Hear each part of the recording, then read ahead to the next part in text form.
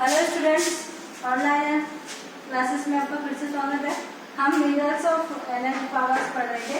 Powers of जितने भी संसाधन, मिनरल्स एंड पावर रिसोर्सेस, जिसमें हमने मिनरल्स के बारे में पढ़ लिया था, कौन कौन से मिनरल्स मिलते हैं, कहाँ कहाँ पे मिलते हैं, ये सब चीजों का अध्ययन कर लिया था। उसके बाद आता है conservation of the mineral resources. देखो हम लगातार इसको यूटिलाइज करते हैं, है ना, रैपिडली यूटिलाइज करते रहेंगे तो एक दिन ऐसा आएगा कि ये खत्म हो जाएंगे, यानी कि विलुप्त की कगार पे आ जाएंगे, यानी कि आगे आने वाली जनरेशन को ये मिनरल्स नहीं मिल पाएंगे, वो इनके बारे में नहीं जान पाएंगे। तो उसके लिए हमें मुख्य इम्पोर्टेंट है कि हम इनको प्रोटेक्ट करें, संरक्षित करें और इनका उपयोग इसी तरह से करें, यानी इनका मिसयूज ना करें। नॉर्मली जैसे जब आवश्यकता हो उसी तरह से करें, लेकिन अगर रैपिडली यूज करेंगे तो हम इनको कंजर्व नहीं कर पाएंगे, जिससे क्या होता है मिनरल रिसोर्सेज फ्यूचर में ही हमें देखने लायक भी नहीं मिलेगी, यानी कि फ्यूचर के लिए, फ्यूचर जनरेशन के लिए ये खत्म हो जाएंगे। लगातार देखो साइजेबल अमाउंट्स में मिल जाएंगे हमको, ये नहीं है कि भाई ऐसे मिल है, यानी कि कुछ जैसे माइनिंग वगैरह करके इनको निकाला जाता है और ये सीमित क्षेत्र में होता है कि हर जगह मिलता है। तो उस क्षेत्र में नॉर्मली जैसे कि हम पॉपुलेशन हमारी लगातार बढ़ती जा रही है, उनका कंजप्शन भी लगातार बढ़ता जा रहा है, तो जिसके लिए हमें इनका मिनरल रिसोर्सेज का यूज भी ज्यादा होता जा रहा है, तो उनको उससे बचने के लिए यानी कि उसको कंजर्व करना आवश्यक होगा, कंजर्वेशन करना बहुत आवश्यक होता है, ताकि हम इसे सब्स्टिट्यूट यानी इन सब पदार्थों का, सबसेवन पदार्थों का हम आगे के लिए यूज कर सके, आगे आने वाली चीजों का इनको यूज हो सके। और नॉर्मली जैसे कि हम पेट्रोलियम उत्पाद है, अगर लगातार हम इनको यूज करते रहेंगे, इनको मिस यूज करते रहेंगे लगातार, तो एक समय ऐसा आएगा कि ये खत्म हो जाएंगे। तो आगे आने के लिए, आगे वाली पीढ़ी को, जनरेशन को ये सब चीजें देखने को नहीं मिलेगी, अतः ना इनका यूज हो पाएगा। लेकिन यही इनको कंजर्व करने के लिए हम, ताकि आगे तक, इस फ्यूचर तक हमको उपलब्ध हो सके, इनका कंजर्वेशन करना आवश्यक होता है। अब आता है पावर रिसोर्सेज।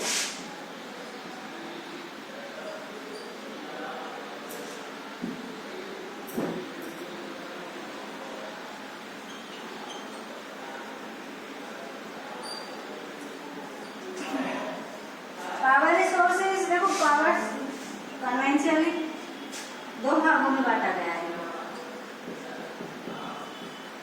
दूसरा है नॉन कॉन्वेंशियल,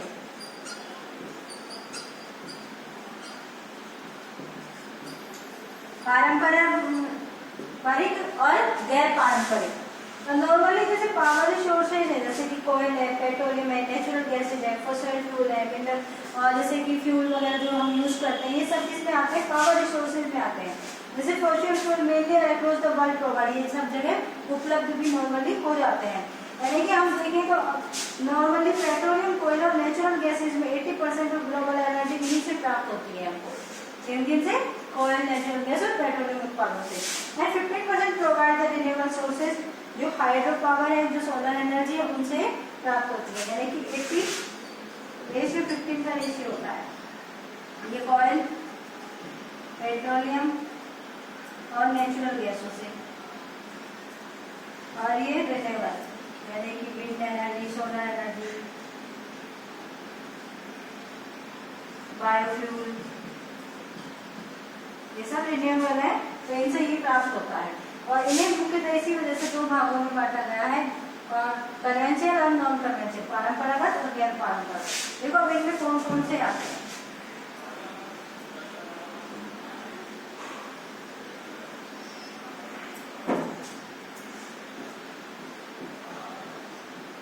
कन्वेंशनली सबसे पहले जैसे इंक्लूड कोयल, डक्के, जैसे उपले वगैरह बनाते हैं घरों पे, वो गोबर के,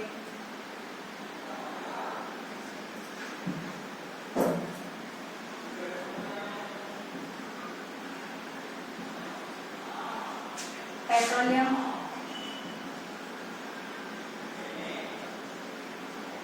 नेचुरल गैसेस, थर्मल, आयरन और थर्मल, बहुत दोनों है ना, और जैसे इलेक्ट्रिक,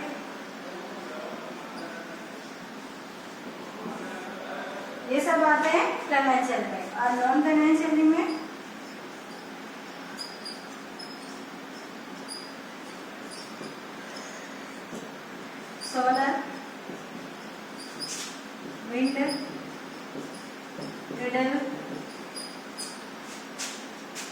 जियोथर्मल,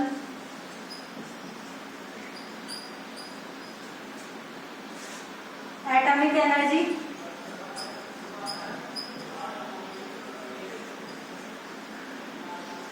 ये सारे भी स्रोत इनमें आते हैं। अब आता है सबसे पहले कन्वेंशनल सोर्सेज ऑफ एनर्जी। सबसे पहले आता है फायरवुड, हम लकड़ी जलाते हैं तो वो इसमें आती है। सबसे पहले जैसे कि कुकिंग के लिए, हीटिंग के लिए, गर्म प्राप्त करने के लिए फुल एनर्जी रिक्वायरमेंट करती है, यानी कि हम जलाते हैं उनको जिससे हमारा खाना वगैरह पकता है, जिससे वो हीटिंग देती है, जिससे वो एनर्जी प्राप्त होती है। एंड द विलेज पीपल 50% लोग अभी इसी को यूज करते हैं। जैसे गाँव में जब विलेजों में जाएंगे वहाँ पे चूल्हा जलाते हैं नॉर्मली, तो वो चूल्हे पे ही रोटियां वगैरह बनाते हैं, और भी जो काम होते हैं सारे करते हैं। तो वो सब हम उसके लिए अभी भी, यानी विलेज पीपल से पॉपुलेशन का 50% पॉपुलेशन अभी भी इन्हीं को यूज करती है, फायरवुड्स को।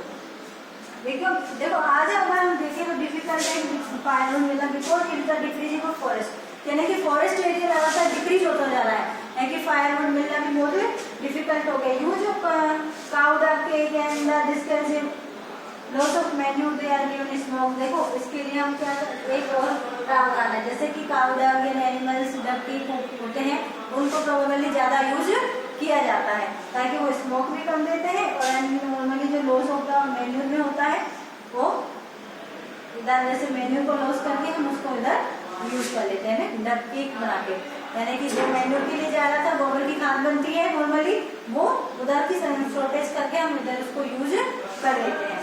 एडवांटेज है most common fuel are the rural area of keeping easily available of village, क्योंकि ये मुख्यतः गाँव में सबसे ज्यादा मिलता है और इजीली उपलब्ध हो जाता है, तो इसलिए गाँव में सबसे ज्यादा इसी को यूज किया जाता है। इसकी डिसएडवांटेज भी है कुछ। देखो अगर लगातार हम लकड़ियों का फायरवुड्स का यूज करेंगे तो डिफॉरेस्टेशन हो जाएगा, यानी जंगल तो वैसे ही कम है, और अगर हम काटते रहेंगे लकड़ियों के लिए तो फिर वो और भी कम हो जाएंगे। टाइम कंज्यूमिंग ज्यादा, यानी कि समय अधिक लगता है। And the pollution can be caused by I problem. देखो जैसे उससे स्मोक निकलता है ना, इससे पोल्यूशन भी होता है और उससे आंखों को प्रॉब्लम हो जाती है। Give the green house gases पर सबसे ज्यादा इफेक्ट पड़ता है इसका। एंड फॉसिल फ्यूल्स आता है सेकंड नंबर पे, फायरवुड हुआ। फॉसिल में रिमेन द प्लांट और एनिमल्स को बुनियाद करते हैं कि जलाकर प्राप्त किया जाता है। आर्थिक sedimented rocks are millions year ago covered, यानी कि पहले जैसे यादव वगैरह आए थे और भी बहुत सारी ऐसी घटनाएं हुई थी जिसके कारण पेड़ पौधे वगैरह जब अर्थ में दब गए थे, यानी कई मिलियंस ईयर तक वो दबे रहे, उसके बाद में हीट और उनको कंजर्वेशन के कारण वो किस में कन्वर्ट हो गए, फॉसिल फ्यूल में, जैसे कि कोयल है, पेट्रोल है, नेचुरल गैस है। मेन सोर्स है ये कन्वेंशनल सोर्सों का, यानी कि पारंपरिक स्रोतों का मुख्य स्रोत है जो पृथ्वी की गर्भ से प्राप्त होता है। एंड लेकिन इसका जो रिजर्वेट है ये वो लिमिटेड है, यानी कि सीमित मात्रा में। Growing world population and consuming faster rate, लेकिन आज जो बढ़ती हुई जनसंख्या है वो इसको बहुत तेजी से यूज कर रही है। अब आता है oil. Oil is the most evidently available of the fossil fuel, भी फॉसिल फ्यूल में यूज होता है। आता है इसको पावर एनर्जी के लिए काम में लिया जाता है। पहले देखो स्टीम इंजन के लिए इसी का ऑयल का यूज किया गया था, यानी कि और सबसे ज्यादा डोमेस्टिक यूज के लिए घरों में ये सबसे ज्यादा यूज होता है। लकड़ी का कोयला होता है ना, वो सबसे ज्यादा यूज करते हैं। नॉर्मली जैसे पत्थर वाला कोयला आता है तो वो स्टीम इंजन पावर इंजन वगैरह, रेलगाड़ी वगैरह, ट्रेन वगैरह चलाने में काम लिया जाता था। देयर फोर वैरायटी, और ये जो बॉक्स वाला कोयला है वो 4 तरह का होता है, पीट, लिग्नाइट,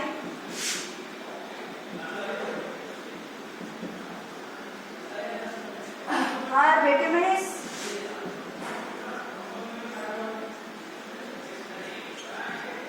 और एंथ्रासाइट।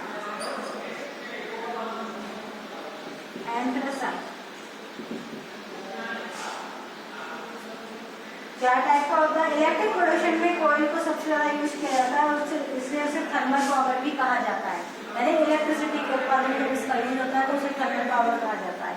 एंड कोयल है which are using to weather form the millions year ago, यानी आप कह सकते हो कि मिलियंस ईयर अगो से पहले से इसे यूज किया जा रहा है।